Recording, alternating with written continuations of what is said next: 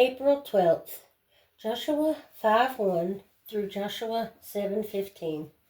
So it was, when all the kings of the Amorites who were on the west side of the Jordan, and all the kings of the Canaanites who were by the sea, heard that the Lord had dried up the waters of the Jordan from before the children of Israel until he had crossed over, that their heart melted, and there was no spirit in them any longer because of the children of Israel. At that time the Lord said to Joshua, "Make flint knives for yourself, and circumcise the sons of Israel again the second time." So Joshua made flint knives for himself, and circumcised the sons of Israel at the hill of the foreskins.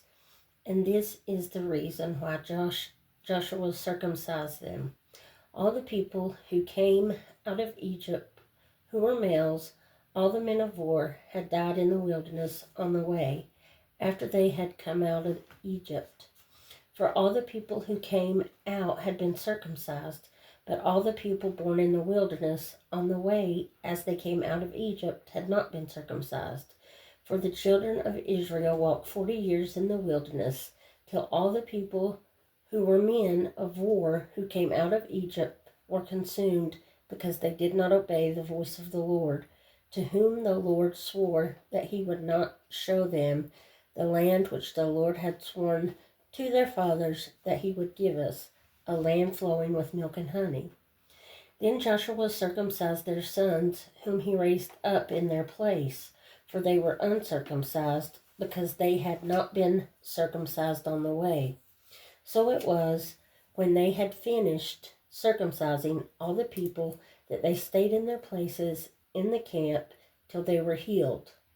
Then the Lord said to Joshua, "This day I have rolled away the reproach of Egypt from you." Therefore the name of this place is called Gilgal to this day. Now the children of Israel camped in Gilgal, and kept the Passover on the 14th day of the month at twilight on the plains of Jericho. And they ate of the produce of the land on the day after the Passover, unleavened bread and parched grain on the very same day. Then the manna ceased on the day after they had eaten the produce of the land, and the children of Israel no longer had manna, but they ate the food of the land of Canaan that year. And it came to pass, when Joshua was by Jericho, that he lifted his eyes and looked up, and behold, a man stood opposite him with a sword drawn in his hand. And Joshua went to him and said to him, "Are you for us or for our adversaries?" So he said, "No, but as commander of the army of the Lord I have now come." And Joshua fell on his face to the earth and worshipped, and said to him, "What does my Lord say to his servant?" Then the commander of the Lord's army said to Joshua, "Take your sandal off your foot, for the place where you stand is holy." And Joshua did so. Now Jericho was securely shut up because of the children of Israel. None went out, and none came in. And the Lord said to Joshua, "See, I have given Jericho into your hand, its king and the mighty men of valor. You shall march around the city, all you men of war. You shall go around the city once. This you shall do 6 days. And 7 priests shall bear 7 trumpets of ram's horns before the ark. But the 7th day you shall march around the city 7 times, and the priests shall blow the trumpets. It shall come to pass, when they make a long blast with the ram's horn, and when you hear the sound of the trumpet, that all the people shall shout with a great shout. Then the wall of the city will fall down flat, and the people shall go up, every man straight before him." Then Joshua the son of Nun called the priests and said to them, "Take up the ark of the covenant, and let 7 priests bear 7 trumpets of ram's horns before the ark of the Lord." And he said to the people, "Proceed and march around the city, and let him who is armed advance before the ark of the Lord." So it was, when Joshua had spoken to the people, that the 7 priests, bearing the 7 trumpets of the ram's horn before the Lord, advanced and blew the trumpets, and the ark of the covenant of the Lord followed them. The armed men went before the priests who blew the trumpets, and the rear guard came after the ark, while the priests continued blowing the trumpets. Now Joshua had commanded the people, saying, "You shall not shout or make any noise with your voice, nor shall a word proceed out of your mouth until the day I say to you, shout. Then you shall shout." So he had the ark of the Lord circle the city, going around it once. Then they came into the camp and lodged in the camp. And Joshua rose early in the morning, and the priests took up the ark of the Lord. Then 7 priests bearing 7 trumpets of ram's horns before the ark of the Lord went on continually and blew with the trumpets, and the armed men went before them. But the rear guard came after the ark of the Lord, while the priests continued blowing the trumpets. On the second day, they marched around the city once and returned to the camp. So they did 6 days. But it came to pass on the 7th day that they rose early, about the dawning of the day, and marched around the city 7 times in the same manner. On that day only they marched around the city 7 times. And the 70th time it happened, when the priests blew the trumpets, that Joshua said to the people, "Shout, for the Lord has given you the city. Now the city shall be doomed by the Lord to destruction, it and all who are in it. Only Rahab the harlot shall live, she and all who are with her in the house, because she hid the messengers that we sent. And you, by all means, abstain from accursed things, lest you become accursed when you take of the accursed things, and make the camp of Israel accursed and trouble it. But all the silver and gold and vessels of bronze and iron are consecrated to the Lord. They shall come into the treasury of the Lord." So the people shouted when the priests blew the trumpets. And it happened, when the people heard the shout of the trumpet, and the people shouted with a great shout, that the wall fell down flat. Then the people went up into the city, every man straight before him, and they took the city. And they utterly destroyed all that was in the city, both man and woman, young and old, ox and sheep and donkey, with the edge of the sword. But Joshua had said to the 2 men who had spied out the country, "Go into the harlot's house, and from there bring out the woman and all that she has, as you swore to her." And the young men who had been spies went in and brought out Rahab, her father, her mother, her brothers, and all that she had. So they brought out all her relatives and left them outside the camp of Israel. But they burned the city and all that was in it with fire. Only the silver and gold and the vessels of bronze and irons they put into the treasury of the house of the Lord. And Joshua spared Rahab the harlot, her father's household, and all that she had. So she dwells in Israel to this day, because she hid the messengers whom Joshua sent to spy out Jericho. Then Joshua charged them at the time, saying, "Cursed be the man before the Lord who rises up and builds the city Jericho. He shall lay its foundation with the firstborn, and with his youngest he shall set up its gates."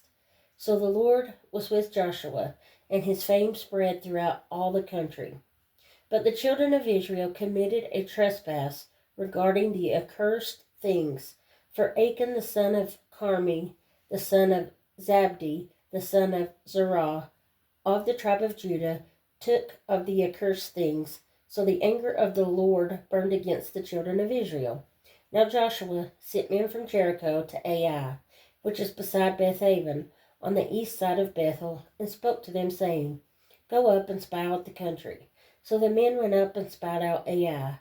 And they returned to Joshua and said to him, "Do not let all the people go up, but let about 2,000 or 3,000 men go up and attack Ai. Do not weary all the people there, for the people of Ai are few." So about 3,000 men went up there from the people, but they fled before the men of Ai. And the men of Ai struck down about 36 men. For they chased them from before the gate as far as Shebarium, and struck them down on the descent. Therefore the hearts of the people melted and became like water.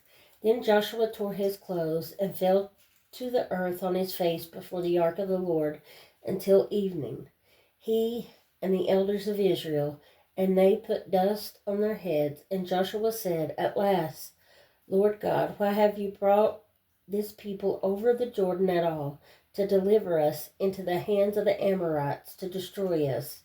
Oh, that we had been content and dwelt on the other side of Jordan. O Lord, what shall I say when Israel turns its back before its enemies? For the Canaanites and all the inhabitants of the land will hear it, and surround us, and cut off our name from the earth. Then what will you do for your great name? So the Lord said to Joshua, Get up. Why do you lie thus on your face? Israel has sinned, and they have also transgressed my covenant which I commanded them. For they have even taken some of the accursed things, and have both stolen and deceived, and they have also put it among their own stuff. Therefore the children of Israel could not stand before their enemies, but turned their backs before their enemies, because they have become doomed to destruction. Neither will I be with you any more, unless you destroy the accursed things from among you. Get up, sanctify the people, and say, Sanctify yourselves for tomorrow, because thus says the Lord God of Israel, There is an accursed thing in your midst. O Israel, you cannot stand before your enemies until you take away the accursed thing from among you. In the morning, therefore, you shall be brought according to your tribes, and it shall be that the tribe which the Lord takes shall come according to the families, and the family which the Lord takes shall come by households, and the household which the Lord takes shall come man by man. Then it shall be that he who is taken with the accursed thing shall be burned with fire, he and all that he has, because he has transgressed the covenant of the Lord, and because he has done a disgraceful thing in Israel. Luke 15:1 through 32. Then all the tax collectors and sinners drew near to him to hear him.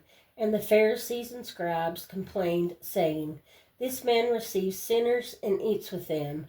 So he spoke this parable to them, saying, What man of you, having 100 sheep, if he loses one of them, does not leave the 99 in the wilderness and go after the one which is lost until he finds it? And when he has found it, he lays it on his shoulders, rejoicing. And when he comes home, he calls together his friends and neighbors, saying to them, Rejoice with me, for I have found my sheep which was lost. I say to you that likewise there will be more joy in heaven over one sinner who repents than over 99 just persons who need no repentance. Or what woman, having 10 silver coins, if she loses one coin, does not light a lamp, sweep the house, and search carefully until she finds it? And when she has found it, she calls her friends and neighbors together, saying, Rejoice with me, for I have found the piece which I lost. Likewise, I say to you, there is joy in the presence of angels of God over one sinner who repents. Then he said, A certain man had 2 sons, and the younger of them said to his father, Father, give me the portion of goods that falls to me. So he divided them his livelihood. And not many days after, the younger son gathered all together, journeyed to a far country, and there wasted his possession with the prodigal living. But when he had spent it all, there arose a severe famine in the land, and he began to be in want. Then he went and joined himself to a citizen of that country, and he sent him into his fields to feed swine. And he would gladly have filled his stomach with the pods that the swine ate, and no one gave him anything. But when he came to himself, he said, How many of my father's hired servants have bread enough and to spare, and I perish with hunger? I will arise and go to my father, and I will say to him, Father, I have sinned against heaven and before you, and I am no longer worthy to be called your son. Make me like one of your hired servants." And he arose and came to his father. But when he was still a great way off, his father saw him and had compassion and ran and fell on his neck and kissed him. And the son said to him, "Father, I have sinned against heaven and in your sight, and am no longer worthy to be called your son." But the father said to his servants, "Bring out the best robe and put it on him, and put a ring on his hand and sandals on his feet.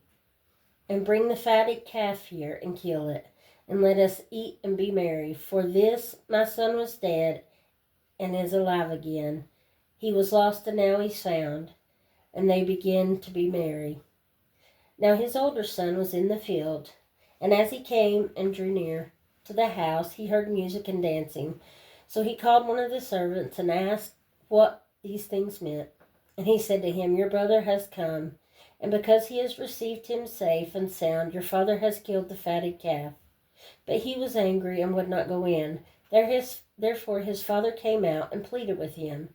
So he answered and said to his father, "Lo, these many years I have been serving you.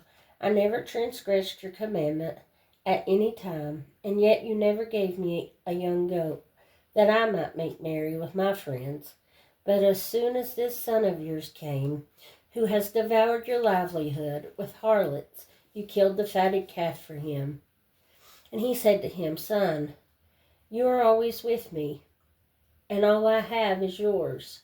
It was right that we should make merry and be glad, for your brother was dead and is alive again, and was lost and now is found." Psalm 81, 1 through 16. Sing aloud to God our strength. Make a joyful shout to the God of Jacob.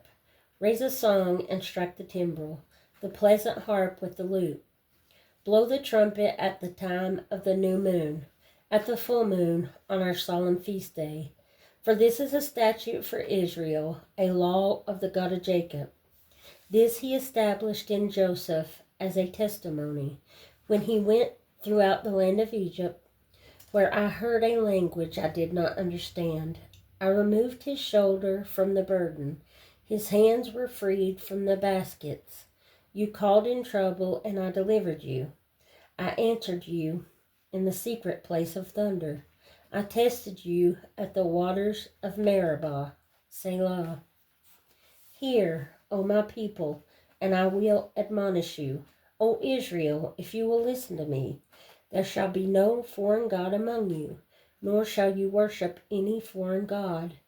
I am the Lord your God, who brought you out of the land of Egypt. Open your mouth wide, and I will fill it. But my people would not heed my voice, and Israel would have none of me.